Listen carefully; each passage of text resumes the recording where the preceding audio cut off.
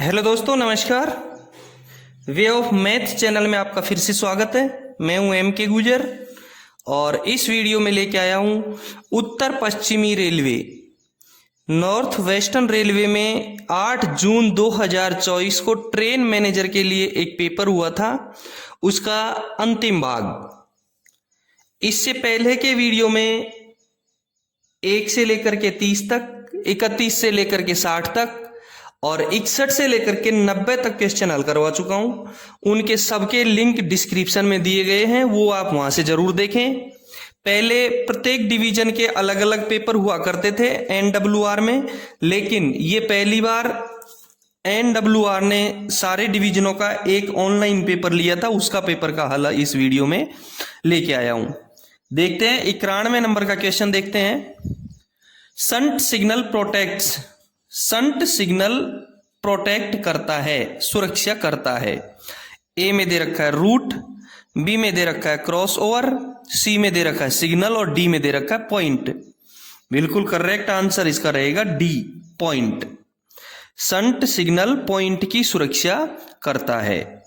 एक चीज मैं आपको बता दूं कि सभी रोक सिग्नल है वो पॉइंट का बचाव करते हैं, चाहे होम सिग्नल हो चाहे स्टार्टर सिग्नल हो। होम सिग्नल और स्टार्टर सिग्नल दोनों रोक सिग्नल हैं और दोनों के दोनों signal, shunt signal, home signal और स्टार्टर सिग्नल सभी पॉइंट का बचाव करते हैं। और एडवांस स्टार्टर ब्लॉक सेक्शन का बचाव करता है। एडवांस स्टार्टर ब्लॉक सेक्शन में जाने की अनुमति प्रदान करता है और ब्लॉक सेक्शन में जाने की अनुमति के साथ साथ ब्लॉक सेक्शन का बचाव भी करता है। 91 नंबर का क्वेश्चन का करेक्ट आंसर हुआ डी। 92 नंबर का क्वेश्चन देखेंगे। यदि नए सिग्नल स्थापित किए जाते हैं या उनका स्थान परिवर्तन किया जाता है तो कितने दिनों के लिए सावधानी आदेश जारी किया जाना चाहिए? ए में 60 दे रखा है, बी में 90 दे रखा है, सी में 120 और डी में 30 दे रखा है। इसका करेक्ट आंसर रहेगा बी। यदि नया सिग्नल स्थापित किया जाता है या उसका स्थान परिवर्तन किया जाता है तो 90 दिन के लिए सावधानी आदेश जारी किया जाना चाहिए। ठीक है। 93 नंबर का क्वेश्चन देखेंगे। BVZI is what type of vehicle? BVZI किस प्रकार का वाहन है, किस प्रकार का व्हीकल है? ए में दे रखा है 4 wheeler vacuum brake van, B में दे रखा है 4 व्हीलर एयर ब्रेक वैन और सी में दे रखा है 8 व्हीलर एयर ब्रेक वैन और डी में दे रखा है 8 व्हीलर वैक्यूम ब्रेक वैन। देखो, एक तो ये BVZC तो होता है 4 व्हीलर, 4 पहिए का 4 व्हीलर होता है और BVZI होता है 8 व्हीलर। और जो BVZI होता है 8 व्हीलर होता है और एयर ब्रेक वाला है। ठीक है। 93 नंबर का क्वेश्चन का करेक्ट आंसर रहेगा C, 8 wheeler air brake van. 94 number का क्वेश्चन देखेंगे। सहायक नियम किसके द्वारा जारी किए जाते हैं? सहायक नियम किसके द्वारा जारी किए जाते हैं? इसी प्रकार का एक क्वेश्चन आया था, इसी वीडियो में है, पहले इसी पेपर में है कि सामान्य नियम किसके द्वारा जारी किए जाते हैं। तो सामान्य नियम रेलवे बोर्ड भारत सरकार के द्वारा जारी किए जाते हैं और सहायक नियम पीसीओम के द्वारा जारी किए जाते हैं। सहायक नियम 1.02 के 55 के 2 में साफ लिखा है कि सहायक नियम जारी करने तथा उनमें संशोधन करने का अधिकार महाप्रबंधक को है। सहायक नियम जारी करने का प्राधिकार केवल प्रमुख मुख्य परिचालन प्रबंधक को है, यानी पीसीओम को है। पीसीओम का फुल फॉर्म होता है प्रिंसिपल चीफ ऑपरेशन मैनेजर। तो 94 नंबर के क्वेश्चन का करेक्ट आंसर हुआ सी। क्वेश्चन नंबर 95 देखेंगे। डॉक प्लेटफॉर्म लाइन में प्रवेश करने वाली ट्रेनों की गति कितने किलोमीटर प्रति घंटे से अधिक नहीं होगी? ए में दे रखा है 5, बी में दे रखा है 8, सी में दे रखा है 10 और डी में दे रखा है 15। डॉक प्लेटफॉर्म लाइन में प्रवेश करने वाली ट्रेनों की गति 8 किलोमीटर प्रति घंटे से अधिक नहीं होगी। 95 नंबर के क्वेश्चन का करेक्ट आंसर होगा बी। 95 नंबर के क्वेश्चन का करेक्ट आंसर होगा बी। 96 नंबर का क्वेश्चन देखेंगे।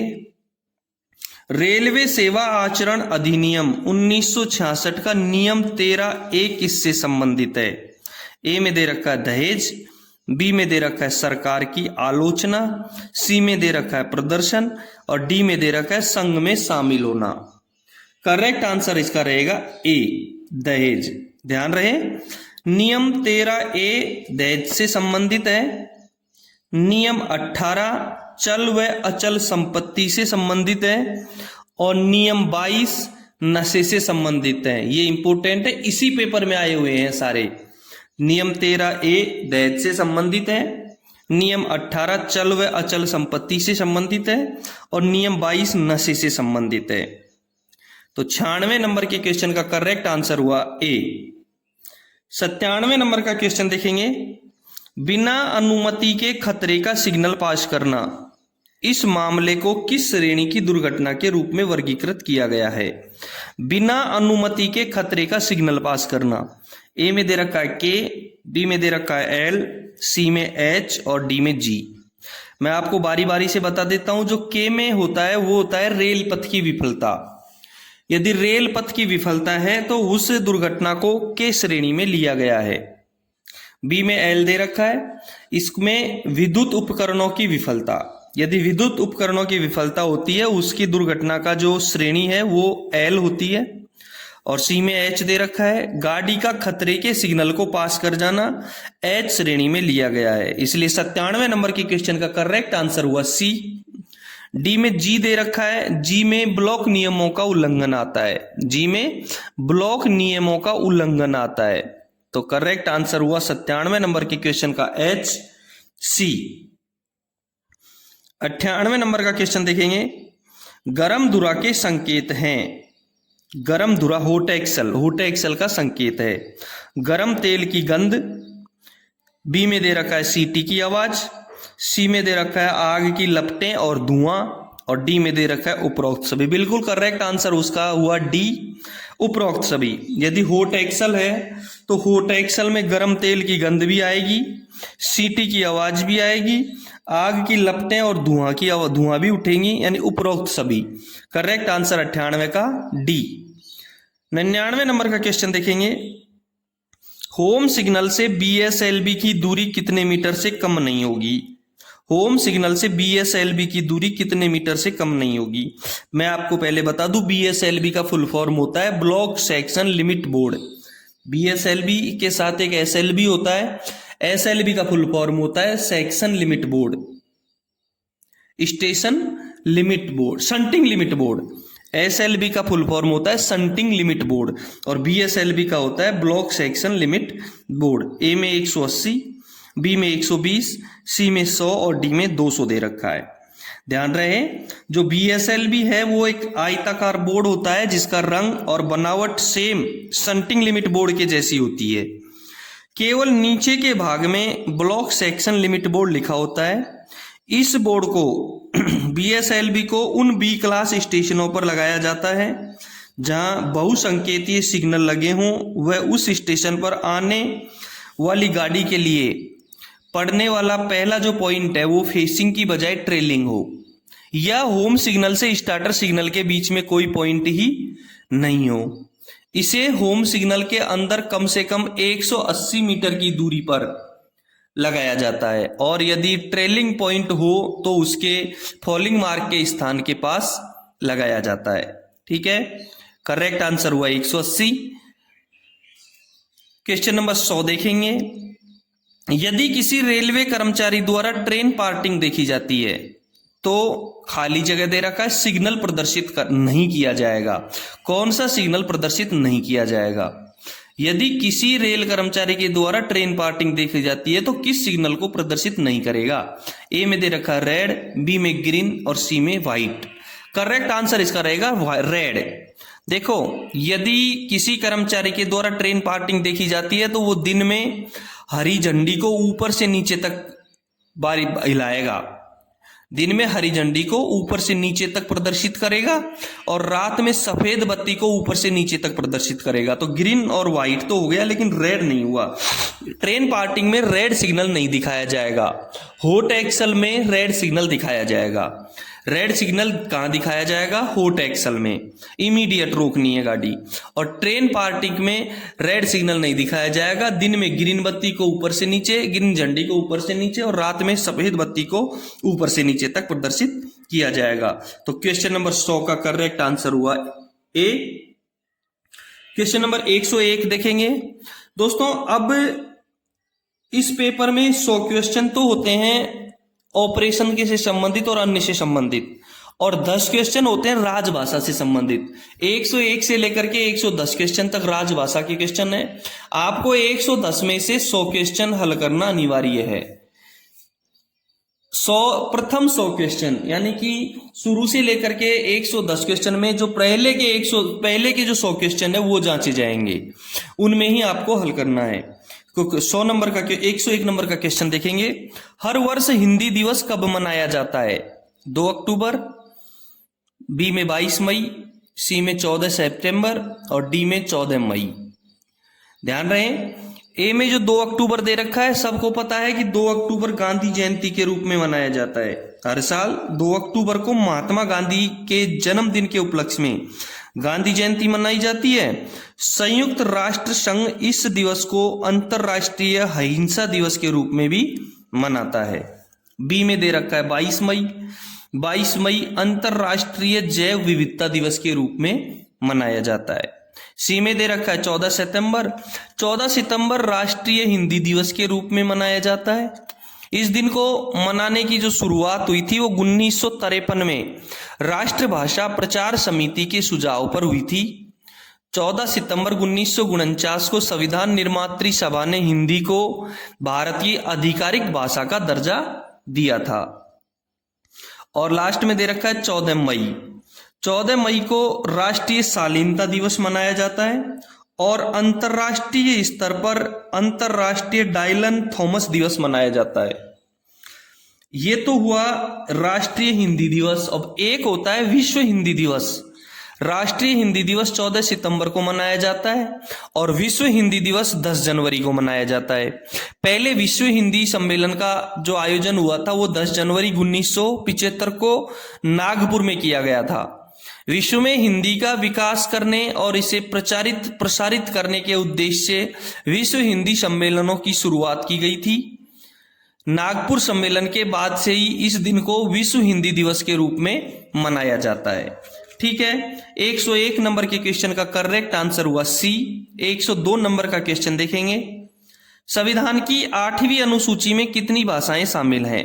ए में दे रखा है 22, बी में दे रखा है 21, सी में दे रखा है 20 और डी में दे रखा है 19। ये बहुत इंपॉर्टेंट है। ट्रेन मैनेजर का पेपर था एक, उसमें सोनपुर डिवीजन का, उसमें 7 जनवरी 2023 को भी आया था। और एक कंट्रोलर का पेपर था 9 सितंबर 2023 को आसनसोल का, उस क्वेश्चन में भी आया, उस पेपर में भी आया था। तो पहले मैं बता दूं आपको कि इसमें अनुसूची में 22 भाषाएं शामिल हैं और कौन कौन सी हैं। असमिया, बंगाली, गुजराती, कन्नड़, हिंदी, कश्मीरी, कोंकणी, मलयालम, मणिपुरी, मराठी, नेपाली, उड़िया, पंजाबी, संस्कृत, सिंधी, तमिल, तेलुगु, उर्दू, बोडो, संथाली, मैथिली और डोंगरी। ये 22 भाषाएं संविधान की 8वीं अनुसूची में शामिल हैं। शुरुआत में संविधान की जो अनुसूची 8वीं थी उसमें 14 भाषाएं शामिल थी, उसके बाद ये शामिल की गई हैं शेष भाषाएं। और एक इम्पोर्टेंट इसमें बता दूं कि नेपाली एक ऐसी भाषा है जो विदेशी भाषा होते हुए भी हमारे देश की 8वीं अनुसूची में सम्मिलित है। और एक अंग्रेजी भाषा ऐसी है जो हमारे कई राज्यों की राज्य भाषा होने के बावजूद भी हमारी 8वीं अनुसूची में शामिल नहीं की गई है। 102 नंबर के क्वेश्चन का करेक्ट आंसर हुआ ए। 103 नंबर का क्वेश्चन देखेंगे। राजभाषा गौरव पुरस्कार किसके लिए दिया जाता है? राजभाषा गौरव पुरस्कार किसके लिए दिया जाता है? ए में दे रखा है पत्र लेखन, बी में दे रखा है पुस्तक लेखन, सी में दे रखा है गीत लेखन। देखो, गृह मंत्रालय के राजभाषा विभाग की राजभाषा गौरव पुरस्कार योजना के तहत ज्ञान विज्ञान आधारित विषयों पर हिंदी में मौलिक किताब लिखने वाले लोगों को पुरस्कृत किया जाता है। और इस योजना के तहत हर साल 1 तारीख से 2 तारीख के बीच प्रकाशित किताबों को आमंत्रित किया जाता है। करेक्ट आंसर हुआ बी, पुस्तक लेखन के लिए। ठीक है, ये गृह मंत्रालय के राजभाषा विभाग की राजभाषा गौरव पुरस्कार योजना के तहत दिया जाता है। 103 नंबर के क्वेश्चन का करेक्ट आंसर बी हुआ। ध्यान रहे, आप ट्रेन मैनेजर का 8 जून 2024 को हुए उत्तर पश्चिमी रेलवे का पेपर देख रहे हैं। यदि आपने चैनल को अभी तक सब्सक्राइब नहीं किया है तो एक बार चैनल को सब्सक्राइब जरूर कर दें। और यदि आपको किसी भी पेपर का वीडियो वो पीडीएफ चाहिए तो डिस्क्रिप्शन में टेलीग्राम लिंक का चैनल का लिंक दे रखा है, आप उस पर क्लिक करें और अपना पीडीएफ डाउनलोड करें। दूसरा, यदि आपके डिवीजन में या रेलवे में किसी भी प्रकार का कोई विभागीय पेपर हुआ है तो उसे मुझे व्हाट्सएप नंबर या टेलीग्राम नंबर पर जरूर भेजें। 104 नंबर का क्वेश्चन देखते हैं। कौन सा अनुच्छेद भारत सरकार द्वारा हिंदी के उपयोग को बढ़ावा देने से संबंधित है?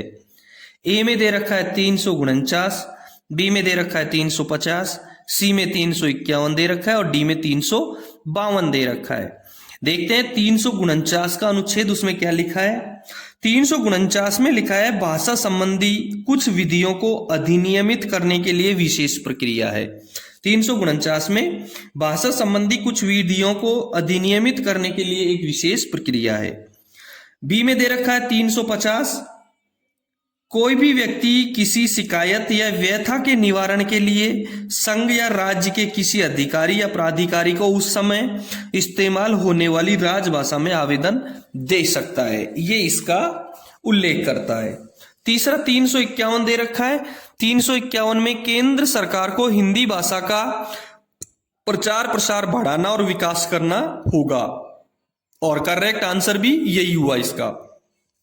हिंदी के उपयोग को बढ़ावा देने से संबंधित अनुच्छेद है 351।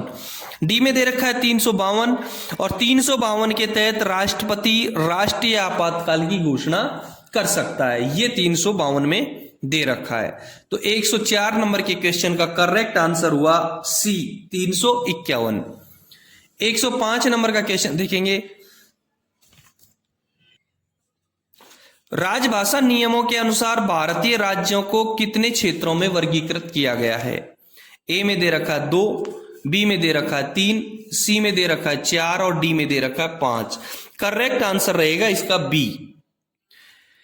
3 भागों में विभाजित किया गया है देश को, कै, ख और गै। मैं आपको बता देता हूं कै में कौन कौन से हैं। कै में है बिहार, हरियाणा, हिमाचल प्रदेश, मध्य प्रदेश, छत्तीसगढ़, झारखंड, उत्तराखंड, राजस्थान, उत्तर प्रदेश और अंडमान निकोबार द्वीप समूह व दिल्ली संघ, ये कै क्षेत्र में आते हैं। ख क्षेत्र में कौन कौन से आते हैं? गुजरात, महाराष्ट्र, पंजाब, चंडीगढ़, दमन और दीव और दादरा नगर हवेली, ये ख क्षेत्र में आते हैं। और गै क्षेत्र में कौन कौन से आते हैं? उड़ीसा, बंगाल, आसाम, अरुणाचल प्रदेश, नागालैंड, मेघालय, मणिपुर, त्रिपुरा, मिजोरम, तमिलनाडु, तेलंगाना, कर्नाटक, आंध्र प्रदेश व केरल, ये गै क्षेत्र में आते हैं। करेक्ट आंसर हो गया बी। राज्यसभा राजभाषा नियमों के अनुसार भारत को 3 क्षेत्रों में बांट दिया गया है। ठीक है, 106 नंबर का क्वेश्चन देखेंगे। संसदीय राजभाषा समिति में लोकसभा सदस्य कितने हैं? ए में दे रखा है 5, बी में 10, सी में 20 दे रखे हैं और डी में 40 दे रखे हैं। दोस्तों, संसदीय राजभाषा समिति में कुल 30 सदस्य होते हैं, जिनमें से 20 सदस्य लोकसभा के होते हैं और 10 सदस्य राजभाषा के होते हैं। कुल सदस्य भी आ सकता है और राजभाषा के सदस्य भी आ सकते हैं। तो कुल सदस्य 30 होते हैं, जिसमें से संसद के 20 होते हैं और राज्यसभा लोकसभा के 20 होते हैं और राज्यसभा के 10 सदस्य होते हैं। ठीक है, 106 नंबर के क्वेश्चन का करेक्ट आंसर हुआ सी। 107 नंबर का क्वेश्चन देखेंगे। केंद्रीय हिंदी समिति का चेयरमैन कौन होता है? ए में वित्त मंत्री दे रखा है, बी में गृह मंत्री, सी में प्रधानमंत्री और डी में रेल मंत्री। जो केंद्रीय हिंदी समिति होती है उसका गठन 1967 में हुआ था।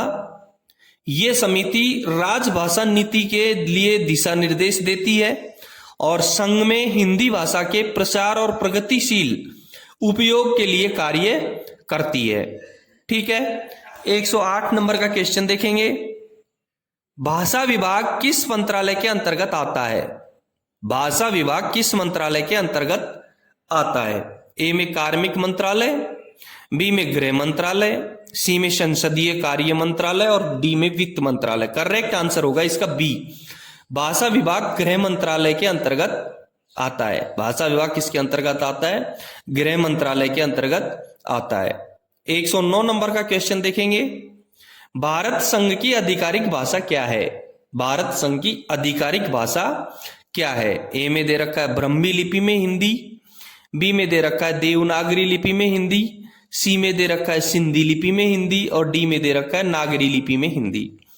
भारतीय संविधान के अनुच्छेद 343 के 1 के अनुसार हिंदी भारत की राजभाषा है और देवनागरी इसकी लिपि है।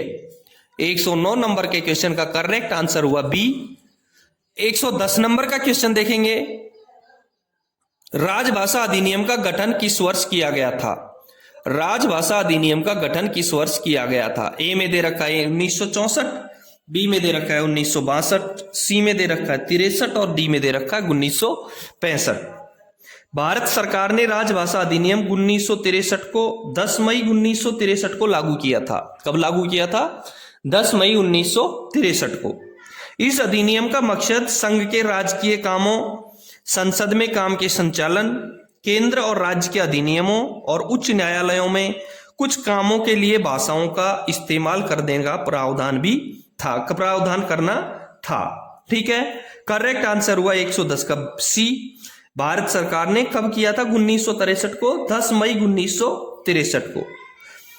ठीक है दोस्तों, ये था उत्तर पश्चिमी रेलवे का ट्रेन मैनेजर का 8 जून 2024 का पेपर का पूरा हल। इससे पहले के वीडियो के लिंक डिस्क्रिप्शन में दिए गए, वहां से आप जरूर देखना। यदि चैनल को सब्सक्राइब नहीं किया है तो एक बार चैनल को सब्सक्राइब करें। फिर मिलते हैं अगले किसी वीडियो के साथ में। धन्यवाद।